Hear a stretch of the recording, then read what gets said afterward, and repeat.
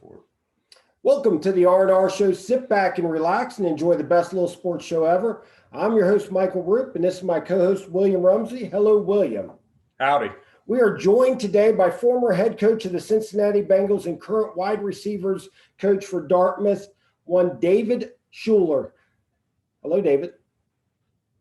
How you doing, guys? Great to see you. Great to be with you back in the Cincinnati area. Absolutely, Dave. Well, let's kind of start right there with Dartmouth. After a 22-year layoff from coaching, what drew you back to coaching at your alma mater? Yeah, it's a good question. So I had been running after my stint with the Bengals.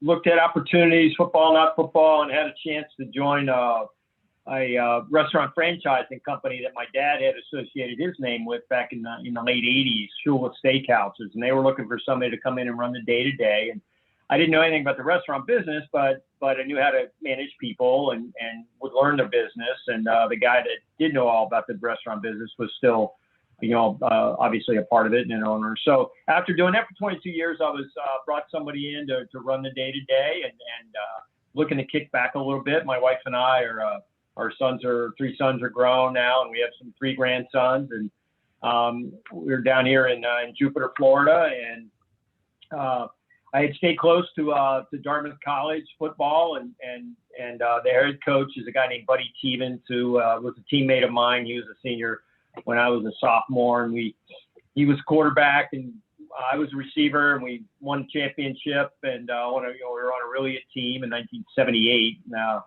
seems like a long time ago. So I'd stayed close to the program and stayed close with Buddy, and our wives are good friends. And he had told me, this is now 3 years ago, I guess, back in January 3 years ago, that he was, was just telling me what's going on with the program, and that his receiver coach was going to leave. And I just filed that away. And then when he actually did leave, I had talked to my wife, Leslie, and said, what do you think about going back to Hanover? And I always loved coaching. And, I played receiver at Dartmouth and then in the NFL for a year and with the Colts and loved coaching the position. I've always loved Dartmouth and it's a beautiful place, Hanover, New Hampshire. To be. My wife's family is from that area, not too far away, a couple hours south of Massachusetts. So she said, yeah, I'm good as long as we keep our home here in Florida. And so I can escape when I need to in the winter or whatever. So yeah, we jumped in, and my timing was really good, and that Coach Stevens and his staff had built a fantastic program. And, since then we're 18-2 over the 2 years that we played. We didn't play this past season, unfortunately. The Ivy League did not play football. We won the championship in 2019, and that was our 19th championship, which is the most in the Ivy League. So I can take credit for not screwing things up. And the kids, I say the kids, our student athletes are just a fantastic group of people, along with the staff. So it's a pleasure being a part of that culture up there. And then I had not coached in college before. All three of my sons had, and my brother Mike, who's now the Denver Broncos quarterback coach, he was the head coach at Alabama for a while. So I was able to talk to them about it, but what I really enjoyed is the opportunity. I enjoy the recruiting process. I literally just got off the phone a few moments ago with a recruit from North Carolina, and last night we had a recruiting Zoom call. Now everything is, we can't do anything in person. The dead period has been extended to May 31st for recruiting, so nobody can go out, nor can student athletes come and visit campuses and get a tour where you can actually interact with them. So we do a lot. We'll fly you in for your next interview. Yeah. But I'll be nice when that would be feasible. I guess we could do it, but the risks involved. So anyways, So I've really enjoyed the whole recruiting process, and then becoming a part of a young man's life when he's 17, 18 years old, and then seeing him through to graduation, which my third year. So let's see, the guys that I've recruited, receivers I've recruited, and my recruits from other positions, and I have the Mid-Atlantic. So I have from Delaware down to South Carolina along the coast.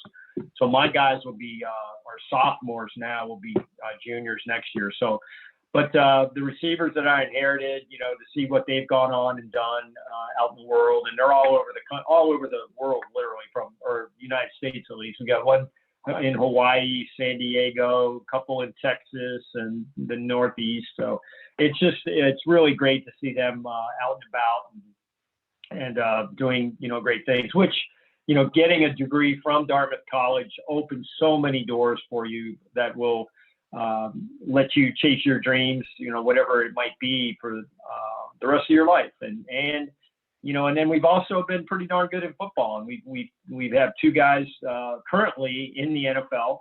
Nico Lelos was a rookie defensive end, outside linebacker. Just finished his first year with the New York Giants. He got to play his first game. He started to play after being on the practice squad. He got an interception. The second game, he recovered a fumble, and it was during the Giants' win streak. So I think that bodes well for him. So he signed on for next year. And then he graduated in 2019, was a great player on our championship team. And then Matt Caskey is an offensive lineman, graduated in 2000. Nico graduated in 2020, played for the 19 championship team. Matt Caskey played for the 18 team that went 9-1, but we didn't.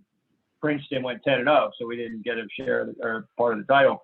But Matt's just finished his second year with the Carolina Panthers. He's an offensive tackle. We've got a couple guys playing in Canada. We have guys that go over and play in Europe while they do some graduate work. And it's just, they've got a very high level of players. We had a guy, Isaiah Swan, who we signed with the Bengals, but then he didn't pass his physical. He had a knee issue and didn't pass it. He was, Ivy League Player of the Year as a cornerback and a really good football player. And, I obviously endorsed him to the Bengals, because he could have helped if he was healthy. Unfortunately, he wasn't. But so it's just been a great experience so far, and hopefully we'll get back to spring ball this spring, and then back to normalcy in the fall. When you're on the recruiting trail right now. Obviously, you said that you didn't play. The whole Ivy League was canceled. The season was canceled this year. When you're recruiting, have they talked about next season at all? Are they going to have a season? So as of right now, William, the Ivy League just canceled spring sports, unfortunately, and that's horrible because that's 2 years now where if you were a spring sport athlete, you didn't get to participate, right. Even though you got an extra year of eligibility. That really hurts. And I'm good friends with a couple of the baseball coaches and our baseball manager, and that's hard. But anyways, we're hoping to have some sense of a spring practice. We normally have 12 spring practice sessions that are full contact. I don't think we'll get to that. We might toward the end, but we'll see. Summer, we have summer term that guys can choose to be there. Hopefully that'll be close to normal. Right now, the college is only bringing back half of the student body, so everybody can have a single room. And you don't have the density issues in the library and in the dining facilities and such. So hopefully they'll start to relax those restrictions this spring and summer. And then right now, what our provost said just last week in a community conversation he does on a biweekly basis, updating the campus and what's going on. He said that they're thinking that the fall term will be back to normal. And which would mean we would have a football season, which frankly, it's hard it was hard for us to sit back and look at, all the schools that played. I mean, you guys, being in Big Ten country there, and with UC playing and having what a great year they had, we're sitting back here looking, what, and then, from what I've seen, our head coach today, he said that he was on a NCAA. He's on the NCAA safety committee. He's the only football coach on the NCAA safety committee because of what he's done. We can talk a little bit about, safety of the game and how to coach it, because we don't tackle in practice ever. We're the one of the few teams in the country that do that. And but anyways, he said that the studies are coming out showing that teams that played versus teams that didn't play, and the incidence of COVID positive testing, there really aren't any differences. So, the teams that, and I don't know, you guys might know more than me, did UC have any issues, or Miami of Ohio have any issues? I think UC had a couple of issues along the way during the year. It was kind of hit and miss there, a couple different games, I believe. I think maybe one or two got canceled during the year. But for the most part, they obviously made it to the end, but I think there was a couple little issues with COVID with the program. Yeah. But hopefully nobody that ended up in the hospital or, parents or grandparents that ended up, really sick or dying or, those kind of things. I thought I read something that I don't think one college football player really had any serious issues from COVID. No. Yeah, I haven't seen any. There may be. I know there were no deaths. I'm not discounting. I have friends that are much younger than I am that are very good athletes that have had serious issues, health issues, without any pre-existing conditions. So, thank goodness if what you're saying is true. Thank goodness for that. So let's talk a little bit, obviously, about your career with the Dartmouth. It was a stellar career. I know that your sophomore year, you had broke the school record in receptions, and then you broke it again as a senior. Talk a little bit about your career. Did you, when you were playing, did you have aspirations of making it to the next level? Did you think you had what it took to make it to the next level? Growing up in a coach's house, with my dad coaching the Dolphins all those years, I was around it a lot and would, naturally compare myself to the guys that I would see. I worked training camps as a kid growing up, and I had a great appreciation for, the size and speed, the athleticism, the football smarts, the toughness of these NFL players. Now, that was something, I aspired to that. I loved the game and wanted to play at the highest level. Now, I coming out of high school, I signed, back then they had an early decision signing day, a December signing day. It was a regional signing day, I guess, in December. And I signed to play for Coach Bowden at Florida State, and then signed the national letter of intent and to do that. And that's what I thought I was going to do. But I realized that I was not in today's terms, 4-star, probably even a 3-star player, because I knew how big I was, I knew how fast I was, and I knew, what those guys coming out of Florida State and, the ACC, I don't know if they were in the ACC back then, but, the University of Florida, Miami, I got recruited by all those schools, but, I didn't see myself as a top tier player there. And then Dartmouth provided me an opportunity to go to a place, world-class education, being an Ivy League school, playing great football. We've always been known as the jock school of the Ivy League. More than 20% of the student body are varsity athletes. So that's a great environment. It resonated with me. I love the outdoors. Dartmouth is in Hanover, New Hampshire. If you pull it up on you Google map it, and you'll see we're in the mountains right on the border of Vermont with the Connecticut River separating us. It's just beautiful country. And that all intrigued me. And then it gave me the opportunity to think of my future in that, okay, when I'm done with football, what opportunities will I have? And I felt that by going to a place like Dartmouth College, it would open a lot more doors for me. It would open my mind in ways that I had not been exposed to, growing up as a coach's kid. In South Florida. And that's exactly what happened. I played. I was fortunate to, be around some great quarterbacks. Jeff Kemp was in my class as a senior. He went on and had an 11-year NFL career as a quarterback. Of course, Buddy Tevens as a sophomore. Jeff was junior and senior. Buddy Tevens as a sophomore was Ivy League Player of the Year, on our championship team. And I was on some good teams. and had some good fortune there. And then I got a chance to try out as a free agent with the Colts, and had a good enough training camp to go ahead and make it as a free agent for a year. But I had also gone through career services, and I had gotten offers actually with Procter and Gamble to sell bar soap products in the Northeast, and then also an offer from Budweiser to be part of their Northeast distribution network. And both of them, when I told them I had a chance to go and try out for the Colts, they said, hey, if you don't make it, call us. We'll, love to have you back. But I did make it for a year, and then I started thinking, okay, I wanted to. My plan was to keep playing, obviously, but then I also applied to go to law school, and I got into the University of Baltimore's law school. Plan was back then, I wouldn't be the only guy that did this. I think Chris Collingsworth did it. He was playing NFL player and was going to law school. In fact, I think we're about the same age. Anyway, so that was my plan.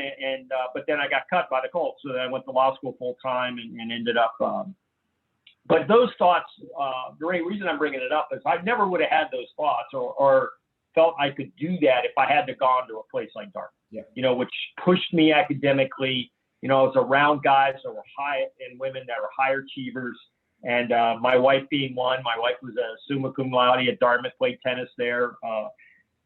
So I was around some people that really pushed me and inspired me and opened my mind to think of, the world outside of what I had grown up around in South Florida and in the coaching, world with my dad. And then, that became important again after, I ended up going back and coaching with my dad. He needed some help, and I went in to help out during a winter break of my first year of law school, and we go to the Super Bowl. Yeah. and then we draft Dan Marino. Yeah. So I don't go back to law school. Yeah. That's a good start to the coaching career. Yeah. Sometimes timing is everything. Well, right? I was going to say, talking about that, I think you were age 23 when you started coaching with your dad. And did you come right in as a wide receivers coach when your dad brought you in, or?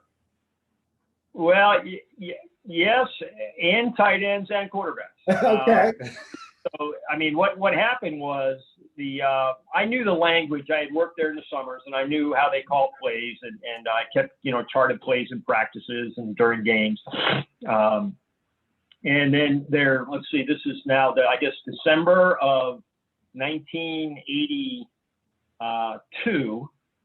And I was down with Leslie, my wife, on winter break from law school, and I was literally going out to play golf on a Monday morning. And my dad calls up and he says, hey, Wally English just left to go to Tulane University to be the head coach. And they had that was a strike season. There was 2 games left in the regular season, and the Dolphins needed to win both of those games to go to the playoffs. My dad said, can you literally just come in to help us out? Because they don't have the big staff that they have now. There was no quality control, wasn't even the word. Those 2 words weren't even invented back then.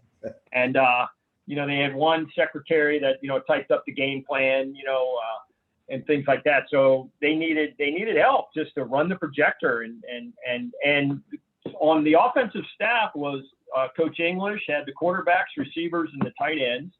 Coach Tassif had the running backs, and Coach John Sandusky had the offensive line. And my dad would go back and forth, offense and defense. He wasn't really coaching a position.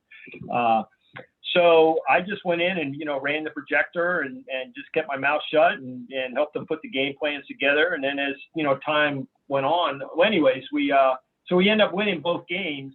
And now I have to call the dean from the University of Baltimore and say, hey, the Dolphins are in the playoffs. They want me to stay. Can I miss a week? He said, all right, you can miss a week. And we win. And can I miss 2 weeks? And he goes, you're not going to be happy, but okay. We win again. We end up going to the Super Bowl. And then that was the year the Dolphins lose to the Redskins in the Super Bowl. And it was, where was it? In up near, that was near Stanford. I guess it's Stanford Stadium. I think that was the one. Either that were there or I forget where it was. But anyways, so now I can't go back to law school until the following winter because the courses were sequential courses. So my dad said, well, what are you going to do? And my wife, Leslie, was working for an insurance company in Baltimore. We had just gotten married that previous summer. And then I had worked in a law firm in the off season between, the time that I played a year for the Colts and then the next training camp. And those guys offered me a position to come back. So that's what I thought I was going to do. And he goes, you didn't screw it up too badly. We did go to the Super Bowl.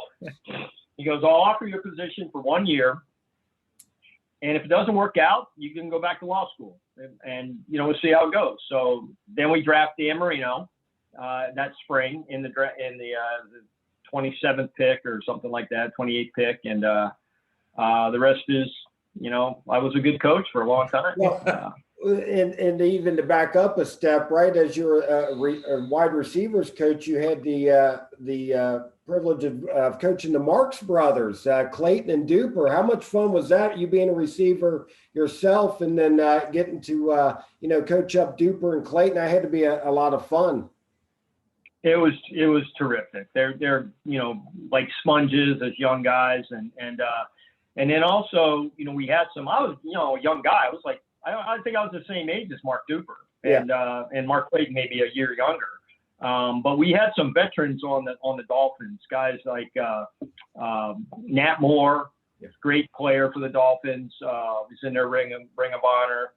Jimmy Cephalo, another great player from Penn State that now does the color commentary for the Dolphins radio and was a longtime sportscaster down there. Those guys were veteran players that were really smart and very giving to me and sharing their knowledge and in helping bring these young guys along. And I didn't try to go in there and say, hey, this is how I did it at Dartmouth.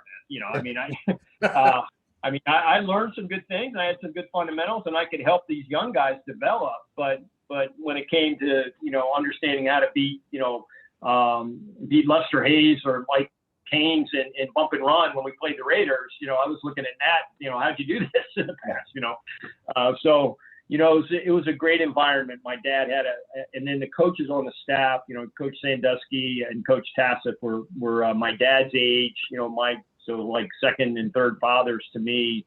And they were very generous with their knowledge. And again, I was, I'd learned, obviously I was spoon fed and learned and fortunately, around a really good team with great coaches, and that, made a big difference. So I want to talk just briefly here real quick about that 84 team, because that 84 team really kind of brought that league into the passing league because Dan Marino just lit the league on fire that year. That had to be a lot of fun just to help, Coach Marino and the Marx brothers and that whole team, because you guys were doing things. You guys were the original greatest show on turf at that time. I mean, that was a lot of fun to watch that as a kid, watching you guys put up the points you did. Yeah, that was Mike, a great testimony to my dad's genius as a coach. So he had won 2 Super Bowls in the early 70s with a ground and pound, great defense. 3 yards in a cloud of dust. Only throw it when you needed to. Had a guy named Bob Greasy, this quarterback who ended up in the Hall of Fame from southeastern Indiana, not far from Cincinnati. And that was their formula for winning. But when Marino shows up, 2 years before, we're in the Super Bowl. Actually, the year Marino was drafted, that January, we're in the Super Bowl with a combination of quarterbacks named David Woodley and Don Shula. And they called him Woodstock. And, Woodley was today's RPO guy. We didn't do RPO, so to speak, but we did a lot of bootlegs where we got him on the edge where he had run pass options, but not the handoff, what it's evolved to today with the spread offenses and things. So when Marino shows up, I mean, it was just evident from day one that, oh my gosh, what a special talent. And that talent was his ability to see the football field, to release it so quickly you couldn't even blink.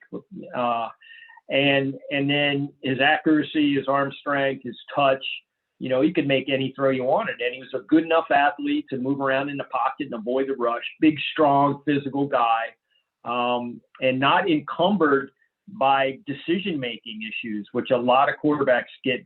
I call it freezer head, where they're so smart, they can't make a decision because they're trying to, make the perfect decision every time. Where Danny was smart, but also so smart that he knew how to make a quick decision.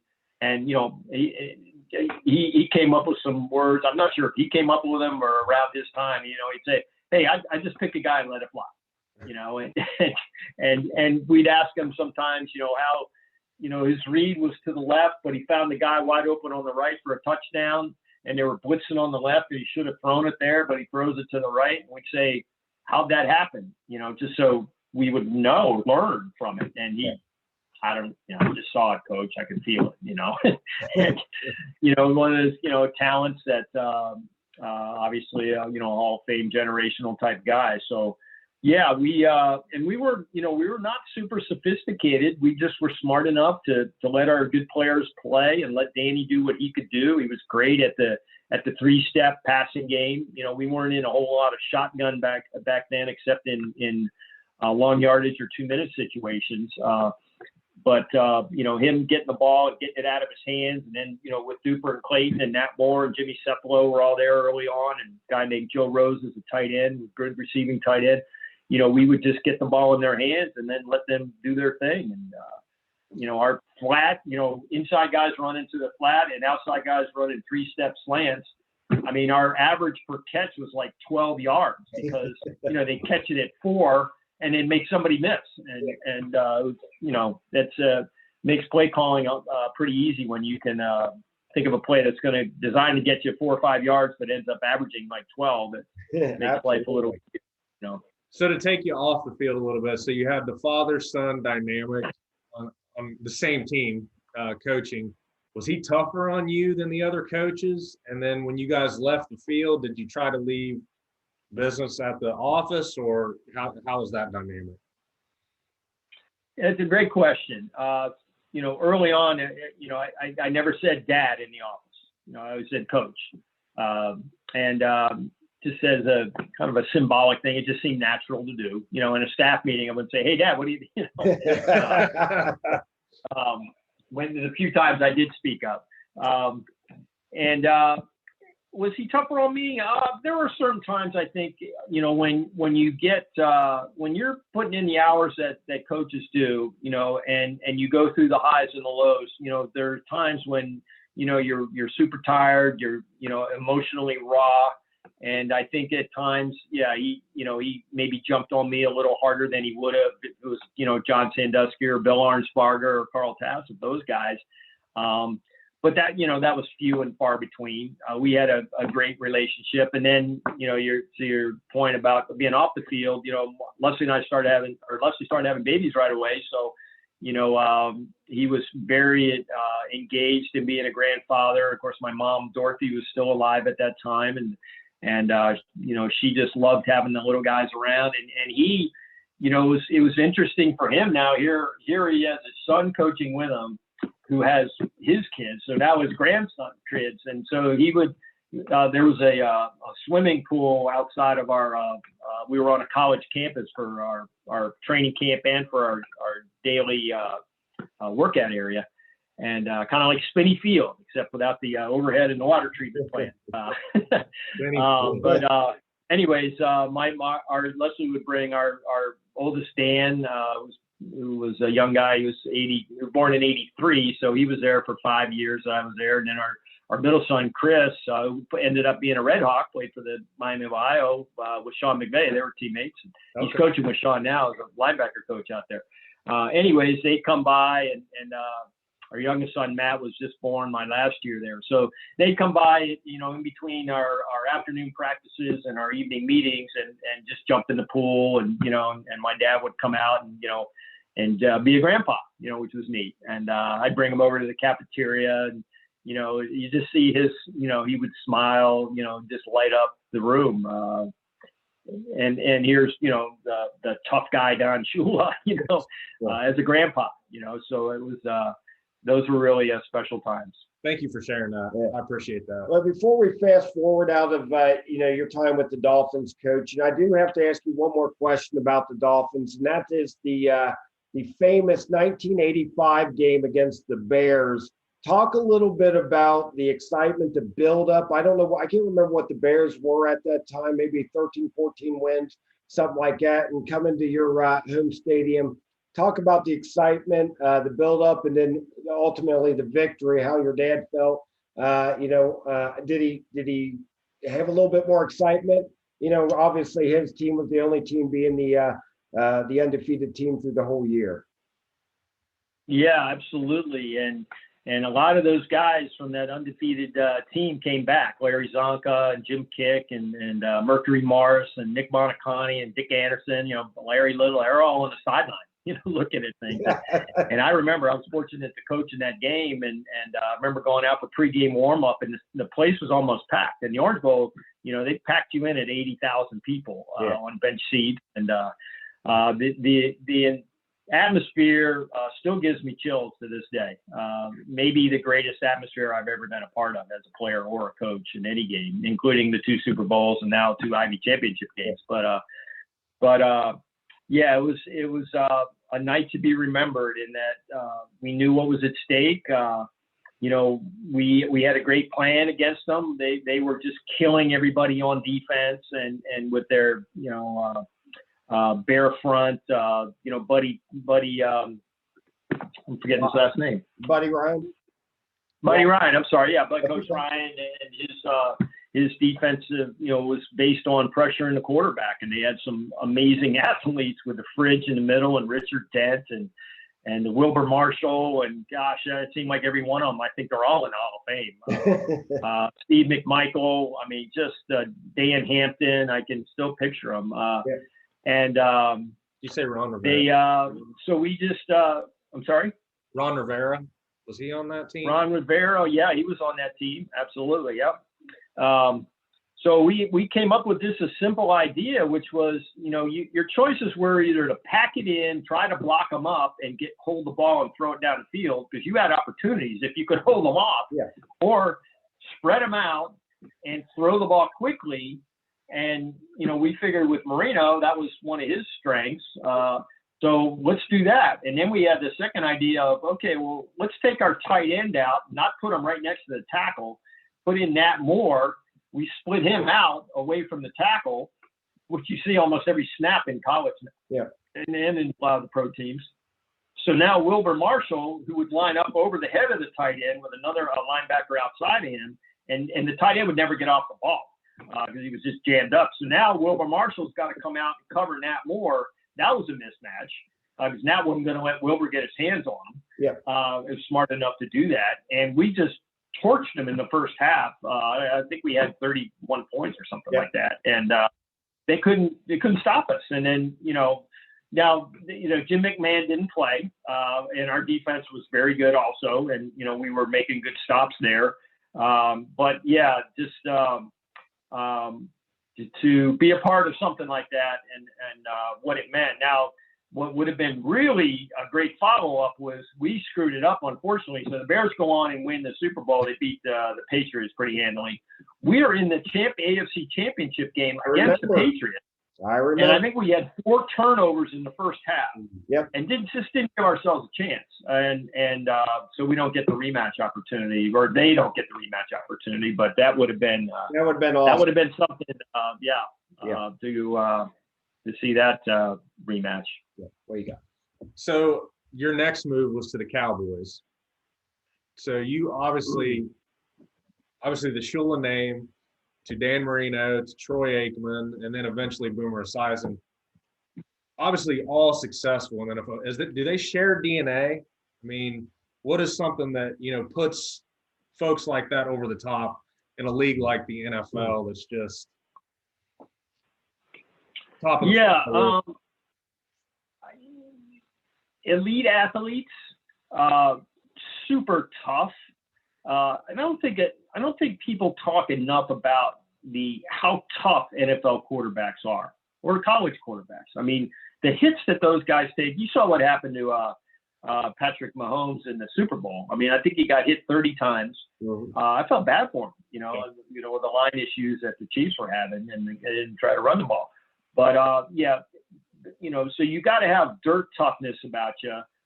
Troy grew up. He was a wishbone quarterback at Oklahoma until he transferred to UCLA and showed his passing skills. And he got beat up pretty good the first 2 years. I was there. We were not very good. It was a transitional time. Jimmy Johnson coming in, and basically the old Tom Landry Cowboys. The great players, Ed Too Tall Jones and Randy White and Everson Walls, and all the great players that they had just were at the end of their careers, and so it was a total makeover. And Troy took his lumps. We only won one game his first year, and I think he ended up with his concussion and didn't play our last 2 or 3 games. So in his second year, we only won, like I said, one game in the first year. But like I said, smart, tough, but different characteristics. Danny, but we talked about his characteristics. Troy, great, passer of the football, great leader with his toughness, and understanding, how to use the running game and the pass game. And as time evolved, he was able to make decisions at the line of scrimmage and get us in good plays. And unfortunately, we didn't have a lot of good players to help us make those good plays turn out to be great plays. And then coming to the Bengals and Boomer, who was on the tail end of his career, super intelligent, another super tough guy, gunslinger. Just loved to air that football out, and great personality, great leader in the locker room. All the kind of things that you want. But again, when I came to work for Coach Leitch as the receiver coach in 92, I guess. Or 1991. Again, it was the same kind of situation like Dallas, where it was the great Bengals team of the 80s. Chris Collinsworth was gone, and Eddie Brown was in, Tim McGee were at the tail end of their careers. Anthony, he played as my first year as a head coach. He was his last year. And Bruce Kozlowski and our guard Eddie, I don't remember his name, Waters, I think. Anyways, a lot of great players, that were at the very tail end of their careers. That, and then it was a tough transitional time that and then you get into what happened with the Bengals. My time as the head coach, our draft picks really didn't pan out for the most part. We had high draft picks. And it just didn't happen.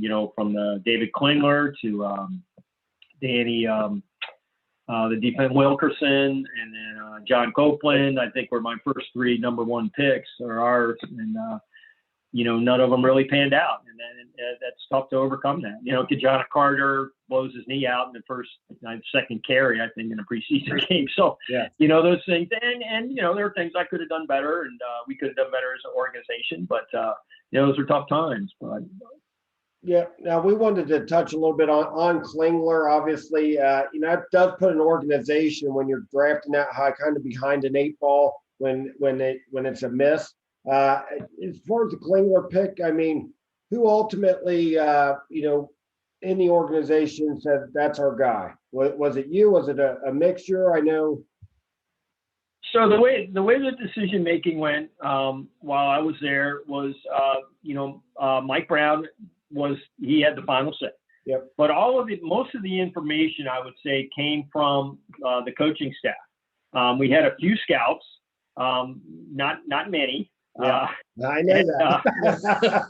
And so most of the information came from us, because as coaches, we'd flip our coaching hats around and then put our scouting hats on and head out on the road for 8 weeks when the season was over to go out and try to catch up with, on getting ready for the draft. So Mike would listen to us, and I was a part of, an advocate for David Klingler and Dan Wilkerson and John Copeland. There's nobody that Mike never said, "Oh, we're taking this guy," or no matter what you say. I mean, it was we talk about it, discuss it, and then end up coming up with a quote unquote unanimous decision on guys. So, David came into a tough situation. Boomer was playing and we started losing games, and then we wanted to get David in there. And I remember his first start was against the Steelers in Riverfront. And I think he got sacked 11 times. I remember that game. Yeah, and that's all, take the blame, for putting him in that position where we didn't get the ball, didn't run the ball or out quick enough, didn't run the ball enough, and I don't think he ever recovered from that.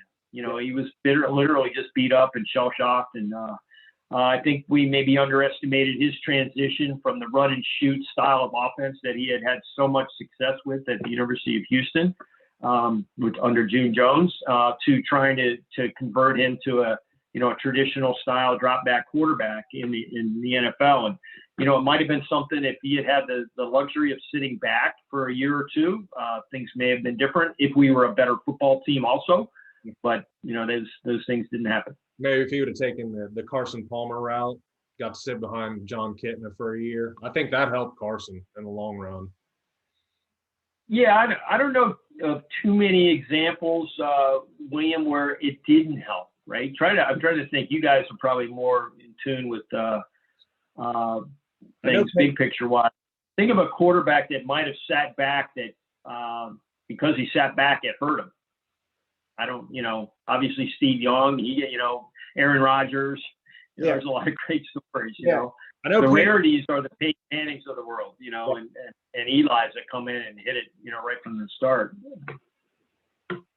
So, but to your credit, even with some of those misses on the draft picks, you did have some good draft picks in there. I know Carl Pickens was an excellent pick for you. And I think you even were under the Willie Anderson pick, if I'm not mistaken.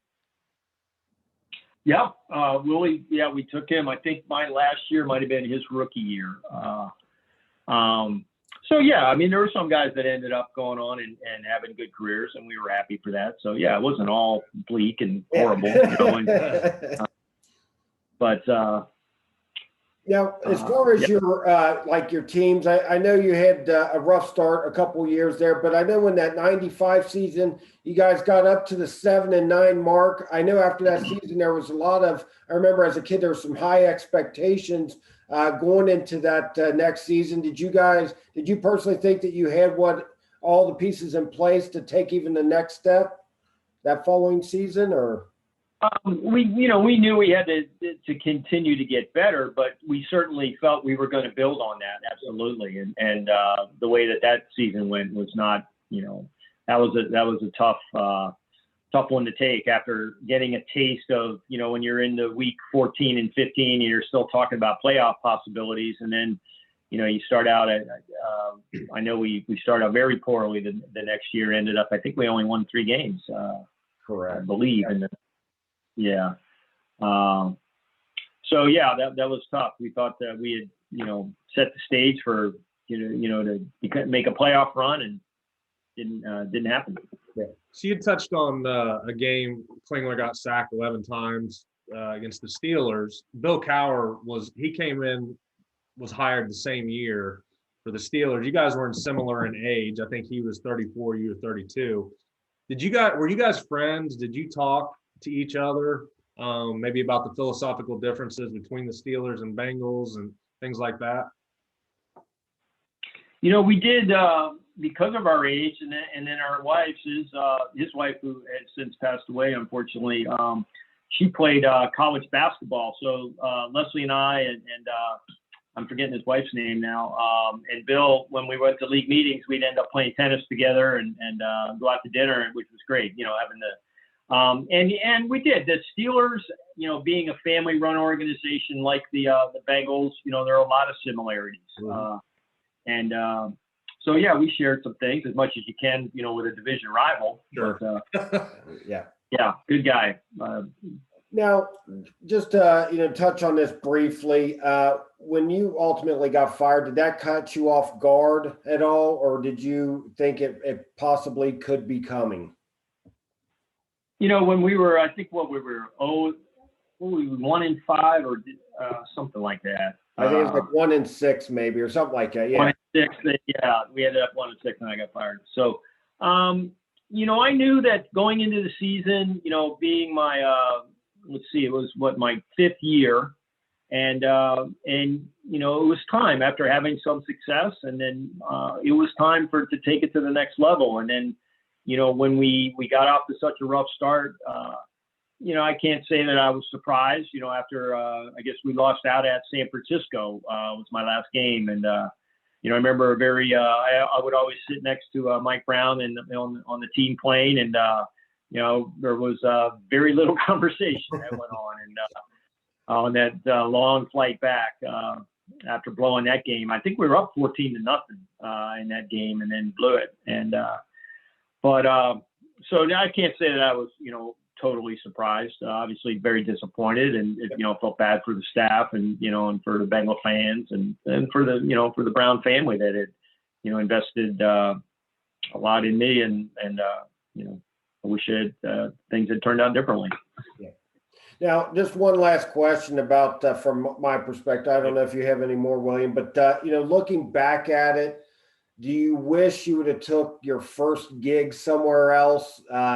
Just kind of reflecting on it now, so many years has passed. Do you wish maybe you would have went a different route on your first gig? I know, because it kind of blindsided you with Sam Weish getting let go, because I know you were excited about, learning under an offensive mastermind like Sam, and then kind of being, thrown into that. I mean, obviously, I think that took you off guard a little bit, being asked to be the head coach. Do you wish you would have maybe took a step back and looked at things a little bit, on an off season? It's a good question. I've never had that thought, really. I mean, I was surprised, when I ended up, as the Bengals head coach, or at least the opportunity. I mean, when Sam got fired, you had Dick LeBeau, you had Jim Anderson, you had Jim McNally, a host of very good coaches on that staff that had been there a while. And we're sitting around, and I'm looking at them, they're looking at me, and, I'm going, well, what you guys, want to put your name in the hat for the job? And they said, well, why don't you, and because I had, when I was 26, I had been interviewed by Norman Brayman to be the Eagles head coach. So I think that was in the back of Mike Brown's mind. And anyways, and it, as I was going in, Mike was sending for me to talk about it. So it was, but, I look back now, I mean, I think about, at that time, I think I broke my dad's record for being the youngest named head coach.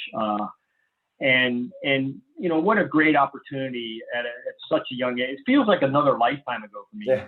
Now I've been out of the league now since middle of 96, and that's, gosh, it's 25 years, right? Yeah. More, 25 years. Yeah. So it's, what a great learning experience. I was blessed to live in the Cincinnati area. At that time, our sons were young, in middle school, and we still have many, many friends from our kids, their friends, their parents, and that we've stayed in touch with. It's such a wonderful place to raise a family. We were blessed to have that opportunity, and for the Brown family to give me the opportunity at such a young age to be in such a leadership position. I use those lessons every day. In fact, I grew up when I started to run Shula's Steakhouse's franchising company. I put together a list of things that we that kind of guide us in our way we do business and how we treat each other. And one of those was, you run on your own gas. It was a Paul Brown phrase that Mike Brown passed along to me, which is basically, don't expect anybody else to do something for you. You do it yourself, and there were a couple other things that, lessons that I learned from Mike and then his father, Paul Brown, and reading his books. I was fortunate when I was hired by Sam to come in. Paul Brown was still alive. I think he died that summer. And he and his wife, Mary, were very good friends with my parents. And they invited us over to his home in Indian Hill. And I remember being out by the pool and our little guys jumping in the pool at his pool. And he had these little NFL chocolates, like little Hershey's chocolates by NFL teams. I remember he was passing those out.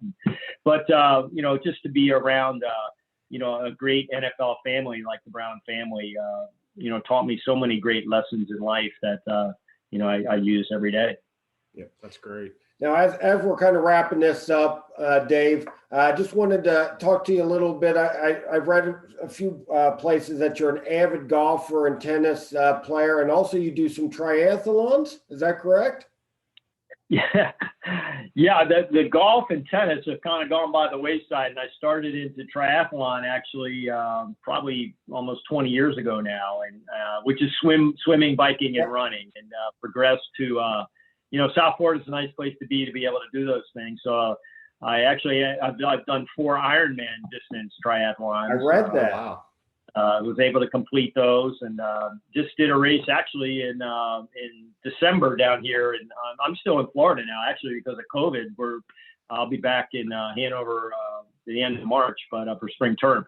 But so it's just a great way to stay in shape. I love to compete, and as we get older, you guys are too young for this. You could probably just do the same thing every day and not have any issues. But as you get older, you need to try to cross train a little bit. So, the sport of triathlon, you got to swim, you got to bike, you got to run, and then you got to do some things, keep your core strong and some other things so that you can continue to do those things without hurting yourself as you get up in age. So I've really enjoyed it. I've got to think those 2-a-days were like a piece of cake compared to these Ironmans you're doing. Yeah, the difference though is unless you fall off your bike, you don't get hit. So, yeah, that's true. Go ahead. Well, and I have fallen off my bike a couple times. So. Oh, I don't think we asked when you were being recruited. What was your 40 time?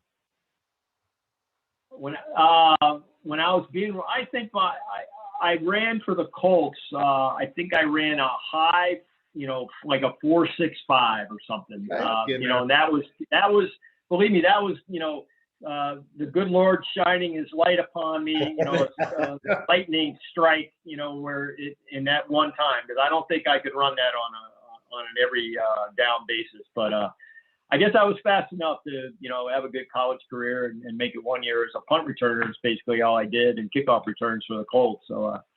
And I had one more fun question here. I know your wife was a member of the tennis team for Dartmouth. So who wins between you guys in a tennis match? Yeah, well, she would.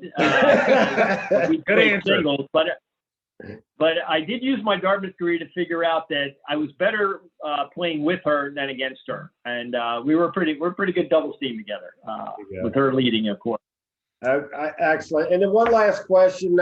My good friend LJ Larry, he said he was your #1 headset carrier. Is that correct? That you personally handpicked him for game days? Oh, absolutely. And there was nobody after him or before that could have done it any better. But yeah, you think about that, nowadays with everything being wireless, we had the guy and Larry was just, he and his dad, Tiny, that was our assistant equipment man, just great, true Cincinnati and, people. And Larry and I have stayed in touch a little bit with Tiny over the years. Yeah. And it's, just, grassroots kind of, salt of the earth kind of guys that, again, that was another blessing, for me to be able to get to know guys like that and so many of the folks in the Cincinnati area. Well, Dave, we really, truly appreciate you taking the time to join us, and thank you for sharing all the stories, and good luck with the upcoming year. Okay. Definitely. Yeah, I appreciate that. Yeah. If you guys know of any, really good students that are super good football players, send them our way. We do a good job in Ohio, and we've got a Xavier bomber on our team. Ethan Nuri is an offensive lineman for us. He's a sophomore. I think he might be the only guy right now from the Cincinnati area that I can think of. But have a great tradition of guys from the northern Kentucky, southeastern Indiana, southwestern Ohio area coming up and having great careers. So we'd love to keep that pipeline rolling. Absolutely. Well, we appreciate it again. Thank you, and have a good evening, Dave. All right, you guys. I enjoyed it. Take care. Thank you. Thank you.